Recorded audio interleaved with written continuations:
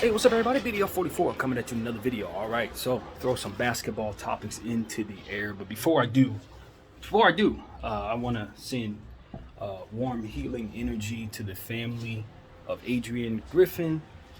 He lost his grandson, I believe today or yesterday, 2-year-old grandbaby man. So it's just a lot of real stuff happening in the NBA, and that's where my mind needs to go first. So we're sending prayers out to not only the Griffin family, but everyone who's going through what they are going through. So that's the first thing. I want to start on that note. Also, of course, we're sending good healing energy to the James gang, LeBron James, Bronny James, and all of those James folks over there, man. We know that Bronny's been dealing with his situation with his health as well. So we're hopeful that there will be improvement upon his status. Of course, we know that he went into cardiac arrest yesterday at USC practice. The first responders were able to get to him, and we are very, very thankful for that, and looking forward to more good news on that front. So that's what we got first. Prayers out. Second thing, skipping away from the deep conversations into more pleasant news. Clint Capella is on the trade block. I just read that. I don't think that's surprising. I don't know that the Hawks have a role for Clint Capella other than China kind of just start and then sit down for Kongwu, sit down for the rest of the bigs that they have. Johnson, they have a need to play a bunch of players that they haven't played, including AJ Griffin of the Griffin family, who needs some playing time. So for me, it's like, even though he's a forward, they got other players. Johnson's a forward. At the end of the day, it's Capella's playing time that the Hawks, in my humble opinion, could benefit from removal entirely. In that way, it allowed them to showcase more of those forwards that they have, put them in small ball 5 lineups, put a Kongwu at the 5, focus on those 4s a bit more, Griffin, Johnson specifically, Hunter as well. So it's addition by subtraction based on the no real need to have Clint Capella anymore. He can rebound a little bit, he can obviously play some defense, but he's an aging player, and although they have a timeline that fits winning out to a degree, they also can benefit from removing that salary from their books, and ultimately allowing for more playing time for those other players. So I think there's addition by subtraction for the Hawks in several areas. I also think they could probably benefit from moving on from one of their guards. Maybe Bogdanovich, Bogey, possibly, or somebody, maybe even DeAndre Hunter. They just need to remove a few pieces so that they can showcase some really, really talented players that otherwise ain't going to get any playing time. A guy like Kobe Buffkin with DeJounte Murray and obviously Trey Young, Ice Trey, in place. Where's the role? Bogey in place, who's going to get starters minutes when he's fully used properly. I mean, it's just not a role for a leading guard like Kobe Buffkin, who I could argue I expect to develop to be just as good as DeJounte Murray or Trey Young. I expect that, even though a lot of people don't necessarily have him that high. I do. I think he's going to be one of them dudes, if so long as he can get an opportunity to show that he's a leading guard. It's a lot of swagger in that young fella, and he plays both sides of the floor. Doesn't have too many holes in his game at all. Definitely not somebody who should be playing behind anybody. Find some guys who are not as polished as Kobe Buffkin, so he doesn't have to be rendered a useless role when he should be somebody who has dreams of making $300 million. You know what I mean? That's what it comes down to. Whether you believe he's going to be that type of player or not, he definitely cannot become that type of player so long as he has 2 starters to play behind. See Casey Wallace in OKC. Same situation. I want better for those young fellas. So that's what I see there in Atlanta. And another team that I wanted to kind of just touch in on is the Miami Heat, because I'm starting to have concerns about the Heat's year ahead, because this Dame Lillard thing doesn't look like it's getting done anytime soon. I think all parties involved are set on what it is that they will respect in regards to a Dame trade. And the problem is they don't do nothing for either one of these teams who are incomplete right now. I respect that the owners and the GMs have an agenda and a job to do themselves, but the players and the coaches are the ones that suffer when the team doesn't get complete. As a Laker fan, we went through this last year. Couldn't get Russell Westbrook off the team. Weren't able to make the trades we needed because the market was locked up, and we started the season with a need to make a trade that ultimately kept us with a 500 ball club for the first half of the season. Now, luckily enough, we got the best GM in the business right now who was able to make a couple of trades to turn our entire situation around. I don't know that you can do that if you're Miami, given the circumstances where you don't have a whole lot of assets to begin with. At least with Russell Westbrook's contract, we knew we could move it so long as we found somebody who saw the fruit in getting rid of that amount of salary come this year, which the Utah Jazz ultimately saw for themselves as a benefit. So when I look at the Miami Heat, I'm saying, okay, you got a couple contracts like that. Maybe Kyle Lowry, even though it's not as expensive as Westbrook, it's probably even more desirable to see as a salary removal device, so to speak. In other words, I can bring that contract to me, it comes off the books. That may be attractive to a few teams, but ultimately that's the best trade piece I think they have outside of pieces they probably would likely not want to move. I'm not shopping Tyler Hero just to be shopping him. I'm sending him out as a means of getting Dame back. So it's not like I'm trying to remove Tyler per se, but when you start looking at things that you have to do, if you're looking at Dame Lillard not coming to Miami, you're probably considering your best trade piece after that expiring Kyle Lowry trade is Tyler Hero. So you do need to part ways with him to bring yourself the flexibility and the players necessary to build your team properly. In theory, because he's probably the most attractive piece. Now, that is not a good thing given the fact that he is not someone that Portland wants in this trade. So that right there signals to the rest of the market that Tyler Hero is probably somebody you don't need to pay price for. Meaning, if I'm taking Tyler from you now that I know the rest of the field don't want him, I am going to tell you need to take back less for him in the event you want to move him in a deal that has nothing to do with Dame. Price is low on him. I don't want him. Nobody wants him. Portland don't want him. So that messes with their situation as well. I look at a guy like Duncan Robinson as a guy whose value is as high as it's been since he started signing his contract. Since the contract is almost at the end of it, even though it's a crappy contract, maybe somebody would be willing to take that on.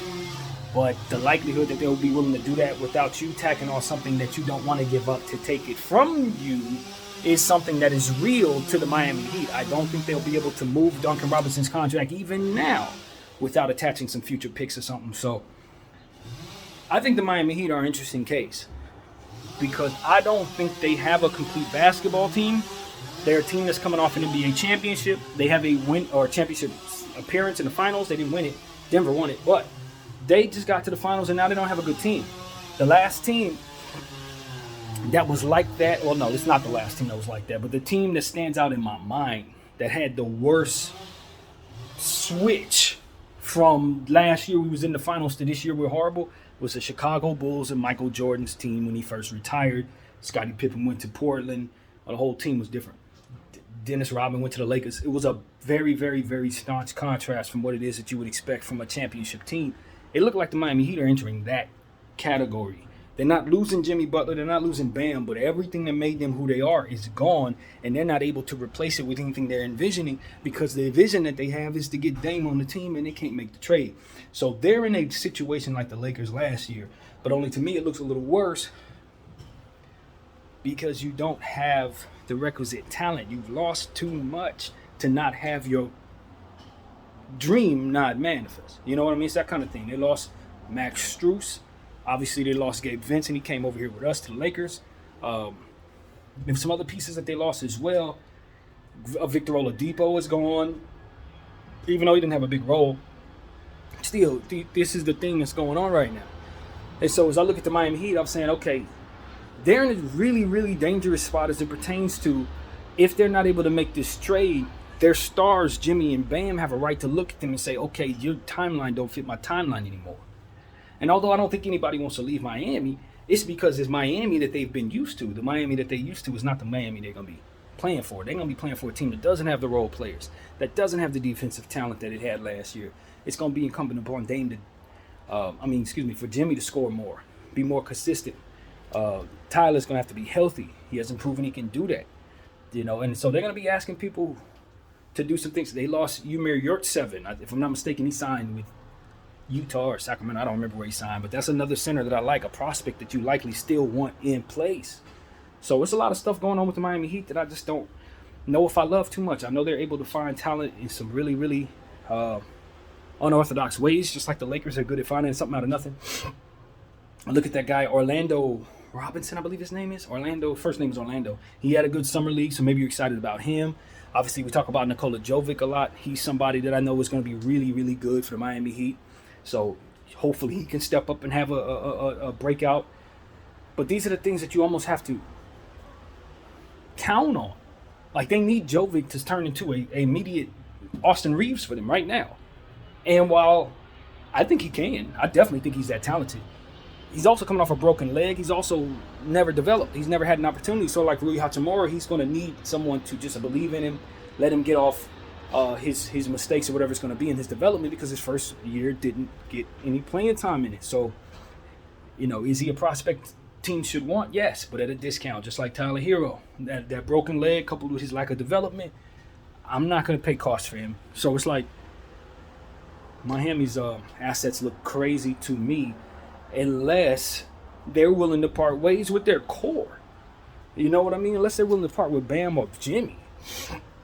And for someone like myself, who doesn't have any feelings in regards to Miami, don't care nothing about them at all, that's exactly what I'm going to do. I'm telling y'all right now, I'm looking at that situation if I'm the GM there, and I'm saying, if I can't get Dame, I'm blowing this up. That's it, because I can't win with Jimmy and Bam. I can't bring them the stuff that I need to bring them because everything else on the roster is lacking in value. So we just got two stars that are going to want to win that can't win, and a role-playing opportunity that may come out of nowhere if we can find another, Gabe Vincent. But if we don't, we're going to be a lottery team with win now core. That's exactly what I see there. I see a massive drop-off from the Miami Heat getting all the way to the finals to a team that may be lucky to win 35 games with the roster that they have right now. So that's what I'm telling people. It's like, look, Miami is not in control of what happens next. They need to make a deal for Dame, and it's up to Portland to make that deal happen. And it ain't going to be Portland's prerogative to make things happen for Miami. It's going to be on Miami to give up a good enough deal to get that happening. But if for some reason they can't make that happen, they need to really consider what it is that they're looking at. They got to have a plan B, and that plan B got to be a home run, because if it's not, you're looking at a situation where your timeline is trash. You're looking at a situation where we've been talking about these teams, and we'll see if it actually manifests to what I think it's going to be. But you're going to be Golden State, Chicago, Toronto, teams that we know have win-now timelines, but we do not believe have a win-now roster. And they're likely going to fail in their mission to be a good team. That's what I see there. I don't like anything about Miami's situation right now, and I don't think I'm saying a revelation. Their situation is bad until they make this Dame trade. Now, after they make the Dame trade, I think it's bad, but at least it's their vision for what it is they have in mind, and they can slot in what it is that they're planning. That's the key to all this. Whatever your plans are, you can't actually see it through, just like the Lakers last year. So I'm worried about Miami, not as it pertains to my fandom, because again, I don't have a fandom energy. I don't have a bone in my body as a fan of Miami. In fact, I'm more so a hater than anything else, because I grew up in the LeBron James Miami Heat era, and they were the bad guys. So I was just the right age to dislike them. But that's beyond what we're talking. And they took Miami. They took Shaq from me, so I still kind of have a problem with that. I didn't like the return for Shaq, and I never would have pulled the trigger on that deal, even though we love the legend Lamar Odom, who won a championship with us. I still would have never did that deal. So that's neither here nor there. The point is, I don't have any skin in this race. I don't care nothing for Miami, but I do have an intention to see all teams do things correctly, so we can have a good field out there. And so that's what I have to say about the Miami Heat specifically. They are going to have a really good plan B, or they're going to have to make some really tough decisions that probably don't even look like good decisions in the grand scheme of things. But they don't have the foundation that we always talk about of good tradable assets, young talent, and ultimately stars that are going to be in a situation that fits what it is their age is, which is a win-now situation. And these are stars who are used to being deep in the playoffs every year with little to nothing around them. So they probably are going to think that this is just another Miami year. But little to nothing around you has a very positive asterisk next to it, in a sense, where your Gabe Vincents, your Caleb Martins, your Robinsons and all these different players were on the team for multiple years. So they had a continuity about themselves that made so that they were all on a string. They knew themselves more than most teams knew themselves. And because of it, they were able to do more with less. They were able to turn Gabe into a real legitimate role-playing star, level role player, whatever you call it. You could see the overwhelming support for Tyler Hero when he comes into the game with his teammates, because everybody's known each other for years and years and years. So that's where I'm coming from with that. That continuity is gone. And it is why they were as good as they were with so little. You're going to bring in some more nobodies that nobody knows, and your team ain't going to be as good. And that's what I'm expecting for the Miami Heat. So you can't underestimate Spoelstra. Spoelstra was able to do amazing things. He's one of the top coaches in the history of the sport, in my humble opinion. So if anybody can make something out of nothing, you would expect that he would be at the top of the list. But I can't even get my words out, but you just don't want to put him in a position to coach new players that are not particularly good without a vision for that roster. He ain't never been in that situation. So that is also something that can really, really tell the story. I'm telling y'all, if the Miami Heat aren't able to make a Dame trade, they don't have a playoff team as far as I can tell. Now, that has an asterisk next to it too, because again, I didn't think they had a playoff team last year. I said right before the playoffs, right after they lost the play-in tournament game, wherever the first one they lost, I believe it was, I said that they should blow it up. They should move on from all these role players. But what I didn't know they were going to do is let the free agent pool dry up, not sign anybody, and then swing for the fences for a player like Dame Lillard and not be able to get him. That ain't what I had in mind. I had in mind take the cap space and sign yourself a bunch of players, maybe make a trade to get some guys that will ultimately complement that core and allow for them to continue their reign as a good team. But they wanted to swing for the fences. They had big game hunting in mind, and they are striking out. And it's really bad for a team that's been in the finals, in the Eastern Conference Finals for 5 years straight. That should never be the case. And look, this is what I know. They wanted to keep Gabe Vincent. They wanted to keep Max Strus. They didn't keep Max Strus because they wanted to get Dame Lillard. That is a mistake when you consider where they're at right now. So, thank you. First of all, as a Laker fan, Pat Riley letting Gabe Vincent go get his bag. Salute. We definitely appreciate him. The asset here, we think it's a good piece for not only our team, but a good piece for our asset class. We could trade it if necessary. So, thank you, Miami, for giving away value when you didn't have any. And that's what it is, man. I think Pat Riley, I'm going to tell y'all the truth. I think Pat Riley has been getting away with not doing things correctly for several years and has been able to get away with it because the talent is just overachieved and the coach is amazing. That's God's honest truth. I think the coach, coupled with the work ethic of the talent and the culture, has made it so that some of the decisions that Pat has made that have not been good don't have to be criticized because the results turned out with them looking good. But if you do things the wrong way for too long, eventually it's going to catch up to you. And I'm telling you, the Miami Heat might have met that moment right now. They haven't been doing things correctly. They have been paying some people some contracts they shouldn't, and they've been getting away with it. But this is the year where I'm telling y'all, they need some people that haven't played well or who haven't played at all to step up and be legitimate role players, replacing very, very competent role players. And that is not how this works. You definitely don't want that. So, that is my thought on the Miami Heat. Very concerned. Very, very concerned. If they get Dame Lillard, I'm definitely concerned, but it's a different type of concern. It's like, all right, you got Dame Lillard, your vision is in place, everybody's cool with what you want. I don't believe in it, but at least you're under control. When a team is out of control, and you know it, that's when things get out of hand. That is where we are with the Miami Heat. Out of control. Because their roster is not the vision that they had for it, and they're hoping to make moves that have yet to be made to start their situation off the right way. And those moves don't really look possible right now. They are in DEFCON 1. And for those who wonder, DEFCON 5 is the lowest and DEFCON 1 is the highest. That's what I understand it to be. This is panic time for the Miami Heat because the Portland Trailblazers aren't biting on any trade for Dame Lillard, and I don't think they have a plan B at all. So for me, I'm looking at plan Bs. A trade with the Houston Rockets is always something I'm looking at. Like, listen, I could take this, and this, and just go take some of those kids that they do not want, that they're not going to develop, and there goes my role playing upside for my team.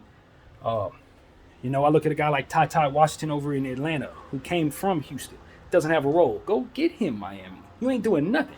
Take some second round picks and go get that prospect, because that's what's ultimately going to give you the asset class that you need going forward to cushion all of these mistakes that look like they're going to be made when Dame doesn't ultimately end up a Heat. So that's what I'm doing. I'm not going to even play around. All the contracts on this team that need to go are already gone if I'm running things. Duncan Robinson, we're moving that. Kyle Lowry, that's coming off the books. This staunch demand that they have to keep Caleb Martin, I am signing and trading him because he's probably the easiest thing I can move. He actually played well in the playoffs. People see him as a big-time shot maker. His value is at an all-time high. It ain't never going to be this high again. What is he still doing there?